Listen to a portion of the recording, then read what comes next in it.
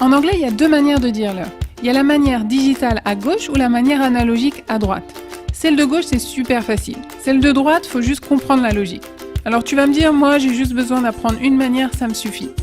Et c'est vrai, la première manière, c'est la plus facile et c'est celle que je veux que tu utilises à chaque fois quand c'est toi qui dis l'heure. Mais la deuxième manière, elle est tout aussi importante si tu veux comprendre l'heure que te dit ton chef, ton recruteur, ton collègue, parce que dans 50% des cas, eux, ils risquent d'utiliser cette manière. On commence par la manière la plus facile que je veux que tu utilises à chaque fois que toi tu dis l'heure.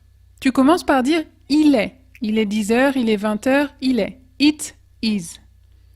Ensuite, tu lis le cadran. It is 8. Et tu dis juste le chiffre, tout simplement. Tu continues avec les minutes. It is 8:20. Et si tu ressens le besoin de préciser à la personne qu'il est 8h20 du matin, tu dis It is 8:20 a.m. avant midi.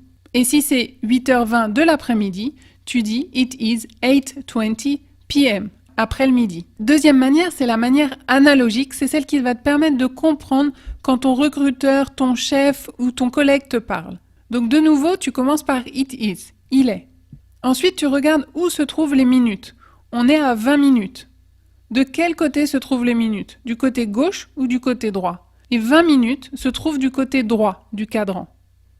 La logique ici, c'est de dire que il était 8 heures pile, mais que maintenant, 20 minutes ont déjà passé 8 heures. C'est cette logique qu'on va exprimer en anglais. Tu vas dire It is 20, les 20 minutes, past, c'est passé, 8 heures. Les 20 minutes ont passé 8 heures. Et si tu veux préciser que c'est le matin ou l'après-midi, tu vas rajouter AM, le matin par exemple, avant midi. It is 20 past 8 a.m. 20 minutes ont passé 8 heures. Maintenant la logique pour le côté gauche.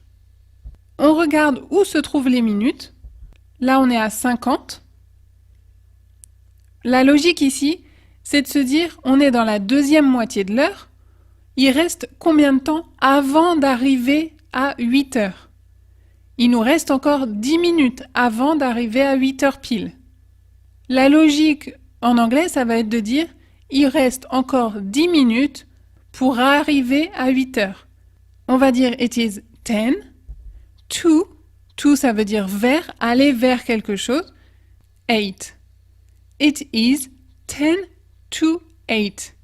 Il reste 10 minutes pour aller vers les 8 heures. Et si tu veux préciser que c'est dans l'après-midi, par exemple, tu vas rajouter PM. Et si les 8h moins 5, c'est la même logique, on est du côté gauche, il reste encore 5 minutes avant d'arriver à 8 heures. It is 5 to 8 p.m. Qu'en est-il maintenant des cas particuliers comme midi pile ou midi et quart? 5 heures pile, ça se dit It is 5 o'clock. It is 5 o'clock. Il est 5 heures et quart. On est du côté droit, on va utiliser past. It is a quarter past 5. Là, c'est comme si on disait un quart d'heure est passé après 5 heures. Même logique pour le côté gauche, il est 5 heures moins le quart. It is a quarter to 5. Il reste un quart d'heure avant d'arriver à 5 heures. Pour dire 5h30, on va considérer que le 30 se trouve sur la tranche de droite. Donc on va utiliser past. It is half past 5. La moitié est passée après 5 heures. Il est midi. It is noon. It's noon. Il est minuit. It's midnight. Midnight. Le milieu de la nuit. Midnight. Entraîne-toi maintenant et dis-moi quelle heure il est chez toi actuellement. Abonne-toi à My Liberty TV et libère-toi enfin de l'anglais.